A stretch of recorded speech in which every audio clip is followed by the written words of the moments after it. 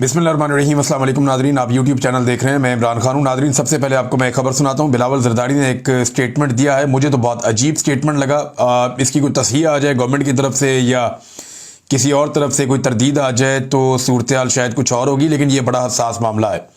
बिलावल का स्टेटमेंट अगर आप गौर से सुने वो कह क्या रहा है।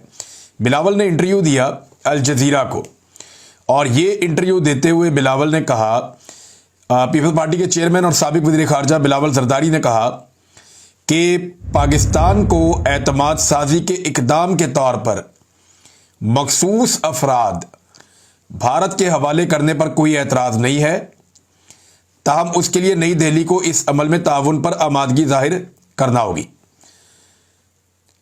सिंपल जुमला यह है कि भारत ताउन करे तो मखसूस अफराद की हवालगी पर कोई एतराज़ नहीं होगा, ये बिलावल ने कहा। अच्छा, बिलावल ने यह बात पाकिस्तान के बिहाफ पर कही है, और बिलावल इस वक्त पाकिस्तान की हुकूमत का हिस्सा है, यानी हुकूमती जमात है। सिर्फ ये वजारत में नहीं बैठे हुए, वो बातचीत चल रही है, शायद ये आगे वजारत में भी बैठ जाएं। इनके ऊपर दबाव डाला जा रहा है, और एजाज सैयद साहब की खबर है कि फिर जरदारी साहब की अपनी सदारत जो है वो ख़तरे में पड़ सकती है। मैंने आपको बहुत पहले ये बात कही थी कि जिस वक्त मखसूस नशिस्तें नून लीग को मिल जाएंगी, पीपल्स पार्टी का पत्ता साफ हो जाएगा, क्योंकि पीपल्स पार्टी फिर ब्लैक मेलिंग की पोजीशन में नहीं रहेगी, वो उतनी ताकतवर नहीं रहेगी जितनी अभी है, उनकी वो ज़रूरत भी नहीं रहेगी। लेकिन बिलावल का ये स्टेटमेंट क्या हुकूमत वक्त ओन करती है या डिसओन करती है, क्योंकि यहाँ पे दो लोगों का कैटेगोरिकली बिलावल ने नाम लिया है। पाकिस्तान की रियासत भारत में होने वाली दहशतगर्दी के मामलात पे हमेशा डिनाइल में रही है। पाकिस्तान का जो रियासती मौक़िफ़ रहा है या जो पाकिस्तान की एस्टेब्लिशमेंट का मौक़िफ़ रहा है, वो हमेशा ये कहते रहे कि जी भारत के अंदर दहशतगर्दी में पाकिस्तान से कोई इन्वॉल्व ही नहीं है। वो हमेशा ये कहते रहे कि जनाब भारत पाकिस्तान में दहशतगर्दी करता है। वो हमेशा ये कहते रहे पाकिस्तानी एस्टेब्लिशमेंट के लोग या पाकिस्तानी हुकूमतें कि पाकिस्तान की किसी भी इदारे की या शख्सियत की भारत के अंदर दहशतगर्दी में कोई इन्वॉल्वमेंट नहीं है, और अगर है तो भारत कोई सबूत दे। और पाकिस्तान का एक रियासती मौक़िफ़ रहा कि भारत आज तक सबूत देने में नाकाम रहा। लेकिन बिलावल ने दो लोगों के बारे में बात करते हुए ये कहा, एक बिलावल ने हाफिज सईद साहब का नाम लिया और दूसरा मौलाना मसूद अजहर साहब का नाम लिया। उन्होंने कहा मौलाना मसूद अजहर तो अफगानिस्तान में, बिलावल ने कहा उनकी इत्तला के मुताबिक अगर वो पाकिस्तान में है और भारत के पास इसके बारे में कोई इत्तला है तो इस्लामाबाद मसूद अजहर को गिरफ्तार करने में जो है वो दिलचस्पी जाहिर करेगा। अगर वो मौजूद है तो हम इन्हें गिरफ्तार करने में खुशी महसूस करेंगे। वो अफगानिस्तान में है, जब भी भारतीय हुकूमत ये मालूमात फराहम करे वो कहते हैं अगर यहाँ पे है तो बताएं, हम गिरफ्तार करने में खुशी महसूस करेंगे। दूसरा, हाफिज सईद और मौलाना मसूद अजहर जैसे लोगों और इन लोगों की भारत को हवालगी के हवाले से बिलावल ने दावा किया है। यानी ये दावा तो आप इस सूरत में कर सकते हैं ना, जब आप ये साबित कर लें या आप ये मान लें कि पाकिस्तान ने दहशतगर्दी की है भारत में। अब पाकिस्तान की रियासत कहती है कि हमें बहुत सारे नाम भी पता है, बहुत सारे लोगों को भी जानते हैं, यानी अजीत दोवल के ऊपर इल्ज़ाम लगाते हैं कि उनकी डॉक्ट्राइन है पाकिस्तान के अंदर दहशतगर्दी करवाओ। भारत ने सेलिब्रेट किया, पाकिस्तान के अंदर 20 के करीब उन्होंने अपने टारगेट हिट किए हैं। उनकी मीडिया ने इस पर सेलिब्रेट किया, उन्होंने कहा जी बिल्कुल हम घुसकर मारेंगे और ये हमारी पॉलिसी है और ये अजीत दोवल की डॉक्ट्राइन है। तो क्या पाकिस्तान भारत से अजीत दोवल को मांगेगा कि पाकिस्तान के अंदर कत्लो गारतगिरी हो रही है, ये बंदा आप हमें दे दें, तो भारत पाकिस्तान को दे देगा? भारत पाकिस्तान से मांगता है कुछ बंदे, लेकिन पाकिस्तान कहता है कि भारत ने सबूत नहीं दिए या ये बंदे दहशतगर्दी में इन्वॉल्व नहीं है। पाकिस्तान इस किस्म की बातें करता है। बहरहाल बिलावल ने बहुत बड़ा स्टेटमेंट दिया। बिलावल का ये कहना है कि अगर भारत ताउन करे तो ये मखसूस मतलूब अफराद जो भारत को हैं ये भारत के हवाले कर दिए जाएंगे। हालांकि पाकिस्तान और भारत के बीच में मुजरिमों या मुलजिमों की हवालगी के हवाले से कोई दो तरफा मुआहदा नहीं है। ये बात आप याद रखिए कि पाकिस्तान और भारत के बीच में जो हवालगी के हवाले से कोई दो तरफा मुआहदा नहीं है। इसमें जो है वो पाकिस्तान का जो वजारत ख़ारजा है उसने भी ये बात कंफर्म की है। लेकिन बिलावल के दिमाग में ये बात कहाँ से आ रही है, रियासत पाकिस्तान अब इसके ऊपर क्या कहती है, ये आने वाले वक्त में पता चल जाएगा। इस तरह तो पाकिस्तान के पास बेशुमार नाम है, पाकिस्तान भी मांगना शुरू कर दे जनाब वो बंदा भी हमारे हवाले करें, वो बंदा भी हमारे हवाले करें, तो क्या भारत करेगा? बिलावल का जो ये एटीट्यूड है बड़ा ये अजीब मुझे लगा, ऐसा जैसे कि हम एक कमज़ोर मुल्क है और भारत बहुत ताकतवर मुल्क है। यानी अमेरिका तो पाकिस्तान से ले जाता था अपनी मर्जी के बंदे पकड़ के, और ये पकड़ के दे भी देते हैं। अभी आसिम मुनीर साहब ने एक बंदा पकड़ा और पकड़ के अमेरिका को कहा कि जी हमने पकड़ लिया, डोनाल्ड ट्रंप साहब को बताएं, और फिर वो बंदा जो है वो अमेरिका के हवाले भी किया। हमने यहां से हमने बंदा पकड़ा और अमेरिका के हवाले कर दिया, वो लेकर चले गए अमेरिका में। लेकिन क्या कोई बंदा हम वहां से ला सकते हैं? तो क्या अब भारत भी पाकिस्तान से ऐसे ही बंदे ले लेकर जाएगा? जबकि पाकिस्तान की रियासत हमेशा डिनाइल में रही और हमेशा ये कहती रही कि हमारे यहां से कभी भी कोई दहशतगर्दी भारत के अंदर प्लान नहीं हुई और यहां से कोई दहशतगर्दी नहीं की गई। अजीब सूरत हाल है, मेरी समझ से बाहर है कि ये व्हाइट हाउस में किस किस्म के मुआहदे हुए हैं या किस किस्म की बातचीत हुई है या क्या कुछ वहां पे कमिटमेंट की गई है। ये आने वाले वक्त में और क्लियरिटी आ जाएगी। नाज़रीन, नवाज शरीफ साहब के हवाले से एक खबर दी गई थी, कामरान शाहिद साहब ने खबर दी थी। उन्होंने कहा था कि नवाज शरीफ साहब अडियाला जेल जाना चाहते हैं, इमरान खान साहब से मिलना चाहते हैं और ये एक आगे बढ़ने का रास्ता हो सकता है। मुज़ाकरात के हामी हैं नवाज शरीफ साहब। लेकिन ये खबर फैलाई गई पहले अच्छी तरह, बहुत सारे मीडिया पे ये खबर चली। मैंने पहले ही आपको कहा था कि नवाज शरीफ साहब नहीं जा पाएंगे। बहुत सारे लोग कह रहे थे अगर वो जाएंगे तो वो बेइज्जती करवा के वहां से आएंगे अडियाला जेल से। अब मामला ये है कि किसी ने घास ही नहीं डाली मियाँ साहब को, पीटीआई ने भी सीरियस नहीं लिया। इमरान खान साहब की फैमिली, जिनको बहुत फिक्र है इमरान खान साहब के बारे में, उन्होंने भी सीरियस नहीं लिया। उन्होंने कहा यार मियाँ साहब को घर में सीरियस नहीं लेता तो हम कैसे ले लें, तो हम तो नहीं मानते। पीटीआई ने भी मियाँ साहब को सीरियस नहीं लिया, इमरान खान साहब ने भी सीरियस नहीं लिया, किसी ने मियाँ साहब को सीरियस नहीं लिया। तो मियाँ साहब ने यह खबर फैलाई क्यों, ये बात बाहर क्यों निकाली जो बाद में उनको वापस लेनी पड़ गई? जो बज़ाहिर दिखाई देता है ना कि मियाँ साहब भी एस्टेब्लिशमेंट को दबाव में रखना चाहते हैं। वो एस्टेब्लिशमेंट को बताना चाहते हैं कि मैं कितना ताकतवर और रेलिवेंट आदमी हूं, अगर तुम लोग मेरे साथ हैंकी पैंकी करोगे तो मैं इमरान खान के बाद जेल भी जा सकता हूं और वहां जाकर उसके साथ मिलकर मैं इमरान खान के साथ मिलकर आपका पत्ता साफ कर सकता हूं। शायद मियाँ साहब ने एस्टेब्लिशमेंट को ये एक अपना पैंतरा दिखाया है, सियासी पैंतरा, अपनी रेलिवेंसी शो की है। लेकिन फिर मियाँ साहब को समझ आ गई कि मियाँ साहब को तो पीटीआई सीरियस नहीं ले रही, मियाँ साहब को तो आम लोग सीरियस नहीं ले रहे, उनके अपने घर वाले भी नहीं रहे, एस्टेब्लिशमेंट ने भी सीरियस नहीं लिया। तो फिर इरफान सिद्दीकी साहब के जरिए से ये खबर वापस ली गई और ये करना ही पड़ा क्योंकि किसी ने मुंह ही नहीं लगाया। और अगर मियाँ साहब किसी को दबाव लेना भी चाह रहे थे तो वो दबाव में ले नहीं पाए। मियाँ साहब अगर जेल काट लेते ना और पाकिस्तान से 50 रुपए के स्टाम्प के ऊपर भागते ना और 4 हफ्ते का कह के 4 साल पाकिस्तान से बाहर ना गुजारते तो आज मियाँ साहब की सियासत कुछ और होती। लेकिन मियाँ साहब ने जो एक वोट को इज्जत दो की पॉलिसी को बूट को इज्जत दो की पॉलिसी में बदला और जिस तरह उन्होंने कंप्रोमाइज किया अपने मौके पे और एस्टेब्लिशमेंट की गोद में जाकर वो बैठे, इससे मियाँ साहब ने अपनी सियासत का पैर पे खुद ही कुल्हाड़ा मार दिया।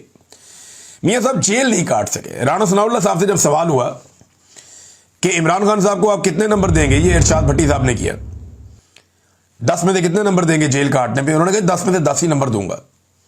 कमाल जेल काटी है इमरान खान साहब ने, पूरा बदतरीन मुखालिफ वो भी मानते हैं कि यार जेल तो काटी है इमरान खान ने। यानी मैं सहाफी हूं, मैंने भी जेल काटी है, मैं 10 दफा गिरफ्तार हुआ हूं, टॉर्चर हुआ, बहुत सारा कुछ हुआ और एक इतनी खौफनाक जेल काटी है। वो जो काल कोठरी है, यानी उधर दुनिया का ही कुछ पता नहीं था कि आज डेट क्या है, दिन है, रात है, क्या चल रहा है।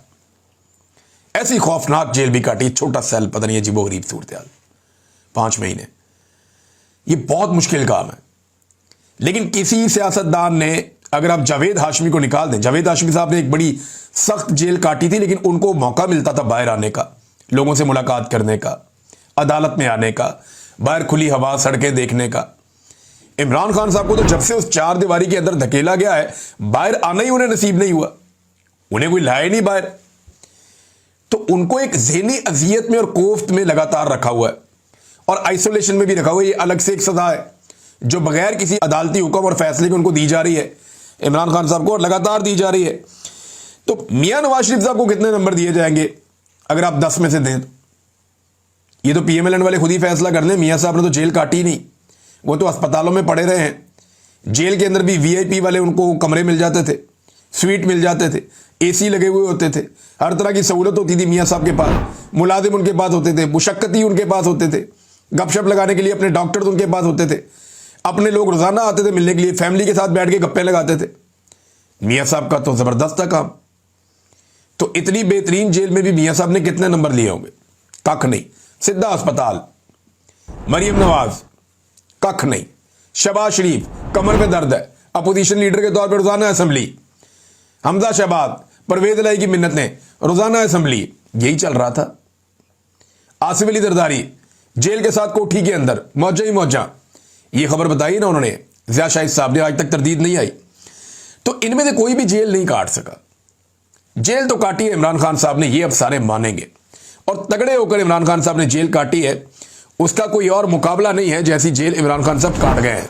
और अब इमरान खान साहब का नाम गायब करके, इमरान खान साहब को अब माइनस करके, इमरान खान साहब को टीवी से निकाल के, इमरान खान साहब को मीडिया से दूर रख के, लोगों को वो नजर ना आए, ये सारा कुछ करके, ये मौजूदा जो हाइब्रिड निज़ाम है, इनको ये लगता है कि ये इमरान खान साहब को ख़त्म कर देंगे।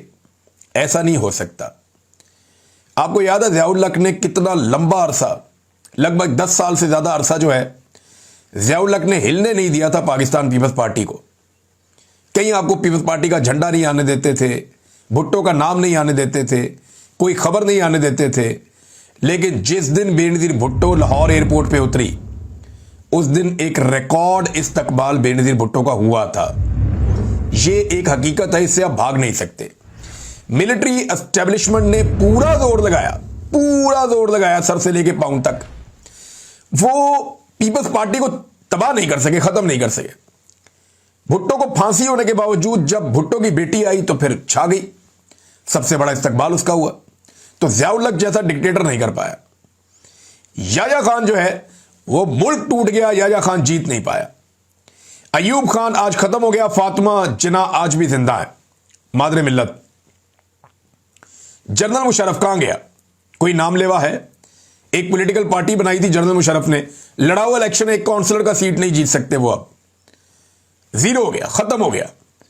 वक्त का डिक्टेटर था, 10 साल तक स्याह और सफेद का मालिक बना रहा। कहां गया जनरल मुशर्रफ? कहीं नहीं। सियासतदान नहीं खत्म होते, सियासतदान तभी खत्म होते हैं जब वो खुद कंप्रोमाइज कर लेते हैं, जैसे नवाज शरीफ ने किया, जैसे जरदारी ने किया। पीपल्स पार्टी को जरदारी के अलावा कोई खत्म नहीं कर सकता था, जरदारी ने कर दी खत्म। नून लीग को नवाज शरीफ के अलावा कोई खत्म नहीं कर सकता था, नवाज शरीफ ने और उसकी बेटी ने और भाई ने मिलकर कर दी खत्म। जो मेहनत इनके बाप ने की थी बड़ी, दिन रात एक करके, वो बर्बादी फेर दी उन्होंने। अब हालात इनके ये हैं कि जेल में जाने वाले सहाफियों को भी हरासा किया जा रहा है। ये शाकिर वान साहब ने रिपोर्ट किया, वो बता रहे थे कि कोट लखपत जेल ट्रायल में जाने वाले सहाफियों को हरासा किया जा रहा है, कवरेज पर पाबंदी लगाई जा रही है। कवरेज पर आने वाले सहाफियों को यह भी कहा जा रहा है कि ऐसा ना हो कि आप यहां आ तो गए हैं, वापस ही ना जा सको। अब इस तरह के मामलात हो रहे हैं, और ये जो एक ट्रायल हो रहा है जेल में कोट लखपत में, उसको ऐसा बनाया जा रहा है जैसे मिलिट्री ट्रायल हो रहा था, जैसे उसकी कवरेज नहीं हो सकती, इसकी भी नहीं हो सकती। और ये बददयांती नजर आ रही है। ये नजर आ रहा है कि सिस्टम इस वक्त पूरी कोशिश कर रहा है कि किसी तरह इमरान खान को माइनस कर दे, और साथ ही साथ वो ये भी कोशिश कर रहा है कि इमरान खान साहब जो तहरीक खड़ी करना चाह रहे हैं वो तहरीक भी ना चल सके। अच्छा, इमरान खान की मकबूलियत को कम करने में तो ये नाकाम ही है, दूसरी तरफ अपनी मकबूलियत को बढ़ाने में पब्लिक का पैसा झोंक दिया है इन्होंने। पब्लिक का पैसा खर्च कर करके थक गए हैं, अपनी मकबूलियत ये हासिल नहीं कर पा रहे। मिसाल के तौर पे आप ये देखें, ये आपके सामने एक पूरा पेपर है जिसमें ये वर्क ऑर्डर है कि 10 दिन के लिए प्रमोशन करवानी है। प्रमोशन क्या है? 10 मुहर्रम के हवाले से जो है वो गाइडलाइन है, और बहुत सारे ऐसे बैनर पोस्टर और चीज़ें जो छपती हैं उसके हवाले से ये है। अब ये इसके ऊपर जो पैसा खर्च किया जा रहा है वो 20 करोड़ रुपया है, और ये खर्च कहाँ किया जा रहा है ये जरा दूसरी अब तस्वीर देख लें, यहां आपको तस्वीर नजर आएंगी। हर पोस्टर मरियम नवाज, हर पोस्टर मुहर्रमुल हराम के हवाले से, चाहे सबील लगी हुई है, चाहे कोई छत पे बैनर लगा हुआ है, चाहे कोई मेडिकल का कैंप लगा हुआ है, चाहे कुछ भी है, हर जगह पे मरियम नवाज का फोटो, और एक एक जगह पे 4-4, 5-5 फोटो चिपकाए हुए हैं। लोग जिसको मुस्तरद कर चुके हैं उसका फोटो जबरदस्ती लगाया गया है। और यहां पे देखें ना, खास तौर पे एहतमाम किया गया क्योंकि मुहर्रमुल हराम की मुनासबत से है, तो काले कपड़ों में मरियम नवाज के फोटो बना के तो वहां पे लगाए गए हैं, क्योंकि हमारे जो अहले तिशी बहन भाई हैं वो यहां पे जब जाते हैं तो वो काले कपड़े पहनते हैं मुहर्रमुल हराम में, तो वो काले कपड़ों की मुनासबत से मरियम नवाज साहबा को भी काले कपड़े पहना के तो जगह जगह पोस्टर चिपका दिए। यानी ये मजहबी मामलात के अंदर भी इन्होंने अपनी फोटोएं चिपका दी हर जगह पे। कहीं पे ये सियासत का मौका जाया नहीं करते और सियासत का मौका छोड़ते नहीं है। महकमा सेहत के हवाले से आप ये देखें ना कि जो पंजाब ने नया कदम उठाया है, यहां इन्होंने 1,30,000 मुलाजमीन पंजाब में फारिग कर दिए हैं महकमा सेहत के। ज़राअत के बाद महकमा सेहत को सबसे बड़ा नुकसान पहुंचाया मरियम नवाज ने। पहले तो करोड़ों किसानों को तबाह बर्बाद कर दिया और अब उसके बाद महकमा सेहत के मुलाजमीन के ऊपर यलगार की है। मुख्तलिफ यूनिट्स के 1,30,000 से ज़ायद मुलाजमीन को नौकरियों से फारिग कर दिया गया है। ये पोस्ट पाकिस्तान तहरीक इंसाफ ने की है और तशहीर की खातिर पहले से जारी मंसूबों को अपना और अपने वालिद का नाम देकर दोबारा लॉन्च किया गया और साथ ही महकमा सेहत के बड़े पैमाने पर 1,30,000 से ज़ायद मुलाजमीन को नौकरियों से फारिग कर दिया गया है। नाज़रीन, ये हालात पैदा कर दिए इन्होंने पाकिस्तान में। पहले ही लोग बेचारे भूखे हैं, लोग बिल नहीं दे पा रहे, लोग खुदकुशियां कर रहे हैं और ये लोगों को बेरोजगार कर रहे हैं बजाय इसके कि उनको रोजगार देते।